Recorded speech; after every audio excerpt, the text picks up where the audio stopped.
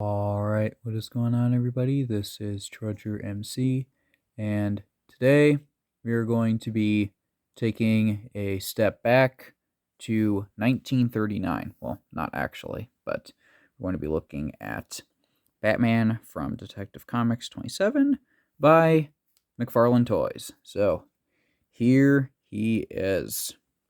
This is the Platinum edition of the figure, not the standard release, but the Platinum edition, because I actually preferred the look of the Platinum figure, and I'll explain why. But for some comparisons, here he is with the Marvel Select Spider-Man, so he's got some size to him.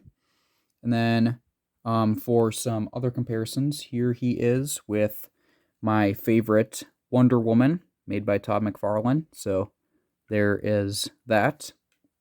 And then here he is compared to my favorite Superman by Todd McFarlane. So, yeah, I think that these three together, they look quite interesting. So, yeah, in case you're wondering, what's my favorite McFarlane Toys Batman, Superman, Wonder Woman? Now you know, it's those guys. So, we will move them out of the way because I already have reviews on these two. If you're interested, you can check those out.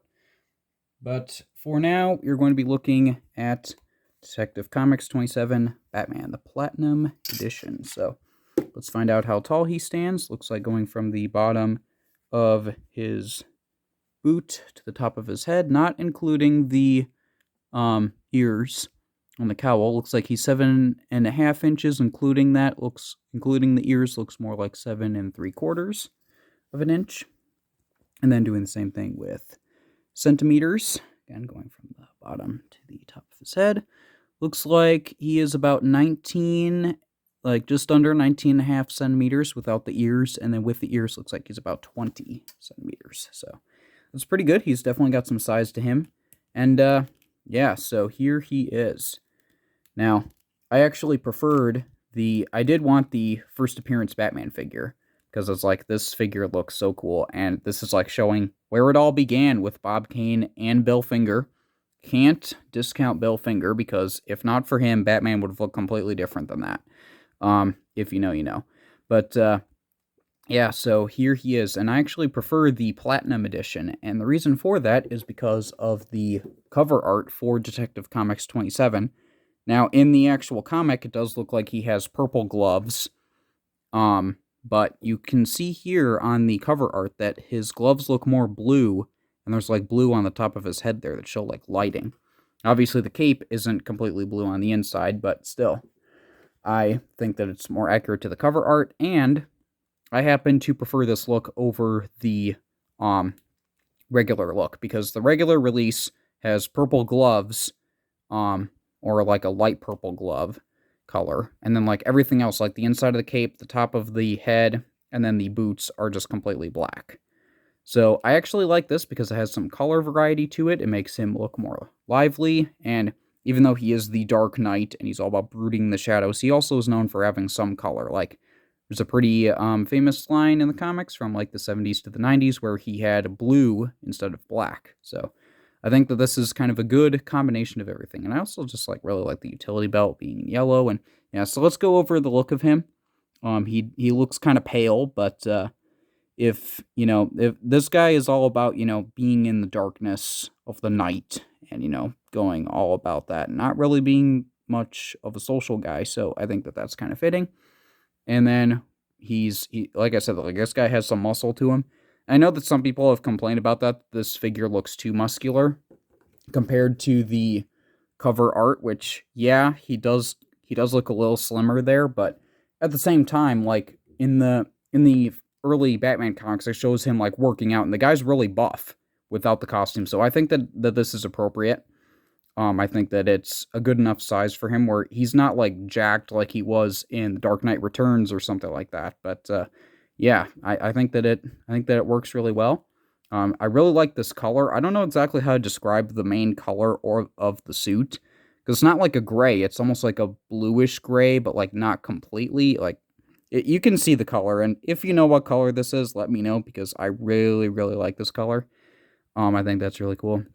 It's got like, black trunks.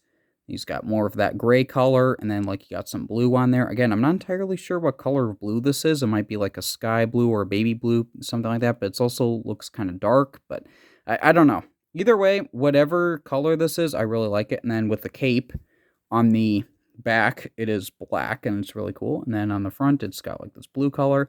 And yes, in case you're wondering, it does have wires on the ends of it, so you can kind of pose it a little bit.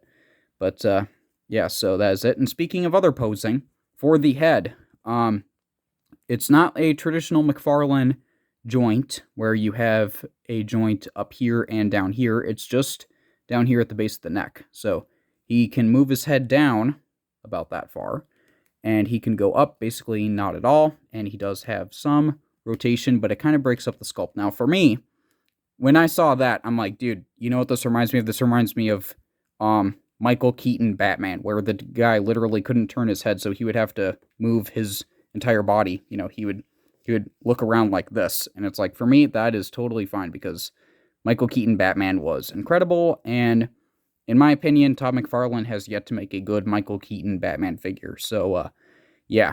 So I think that kind of it's kind of reminiscent of the Keaton, Kilmer, and Clooney and early Bale era, because in Batman Begins, Batman's suit couldn't move his neck. So yeah, it kind of reminds me of that. But yeah, so he does technically have articulation in the neck. It just reminds me of that. But anyway, so for the arms, they do go up about that far, which is pretty good. And then you do have they can move all the way around, but the cape does kind of get in the way of that. You do have a bicep swivel there. And then you do also have a double jointed elbow. And this one doesn't look too bad compared to other McFarlane double jointed elbows. Sometimes they look really weird, but this one looks pretty good. And then you do have a rotation in the wrist and a pivot there, so that's pretty cool. And then for the torso, it can go using both of the joints. He can go back about that far, and he can go forward about that far, which I think is pretty good. It's not that much, but this guy's kind of buff, and he's not super acrobatic, so it's okay for me. You don't really get much of a thigh swivel there, but the legs do go out about that far without stretching the diaper piece too much. And they do go forward about that far and back about that far. So that's pretty cool. And then you do get, of course, the ever important double jointed knee, which goes pretty good. And his lower leg is a bit long, but I think that it's still okay, because you don't really see that too much when you're posing him, unless you're like super big about anatomy. But yeah, so there's that. And then you do have for the ankles, they do go back about that far, and they do go forward about like that. That looks really uncomfortable, but you can do that. Then they do pivot a little bit, and then you do get, of course, toe articulation, the ever important toe articulation. So there is that's going on with him. So there's that. And again, the cape, there's not a wire in the middle or anything like that, but there is a wire on either side, so you can sort of do whatever you want with that. And there's that. So he does come with 2 fist hands in the packaging, but he does also come with 4 other hands. Do not fall. Okay, well, why don't we talk about this first? He does come with a display stand. If you collect McFarlane DC figures, you know what the display stand's all about. I'm going to put him on it so that he doesn't fall as easily. So, they'll fall. There we go. All right, so he does come with 4 alternate hands. He does come with 2 open hands, so he could like shake somebody's hand, or he could karate chop, or whatever. So there's that. And then he does also come with 2 hands that are kind of like, I'm gonna get you, Alfred Stryker. If you don't know, Alfred Stryker was the first Batman villain in this comic. But anyway, so yeah, there's that going on. So that's pretty cool. And then he does also come with a wrench. I'm not entirely sure why a wrench, because yeah, I'm not entirely sure. I know he didn't have like batarangs at the time or anything like that, so he needed like something, but couldn't really picture Batman bludgeoning people over the head with a wrench. It does have a nice color to it. It's almost like the cyan type color. Now, what's interesting is I've seen that this is a pretty common complaint with this figure, is that the closest thing that he has to gripping hands are these, but neither one can naturally hold the wrench. So you can't really do that with that hand or with this hand. You could like have it between the fingers, but I don't know anybody that would hold a wrench like this. So I don't really know what's going on with that, but whatever. He does come with the trading card there with the artwork, the really iconic artwork of Detective Comics 27. And you have a little read up there in case you're wondering what he's all about. So there's that, and then here's the box. Like I said, this is a platinum edition. That's why it says McFarlane Platinum Edition there. Batman from Detective Comics number 27. Then you have some artwork here on the back with there's that, just a blown up image of the trading card, which of itself was based off of the original comic art. And yeah, that's about all that he has going on. Now, I will say this, with his hands, I am able to get his hands off, but it's actually kind of a pain to get these alternate hands on him.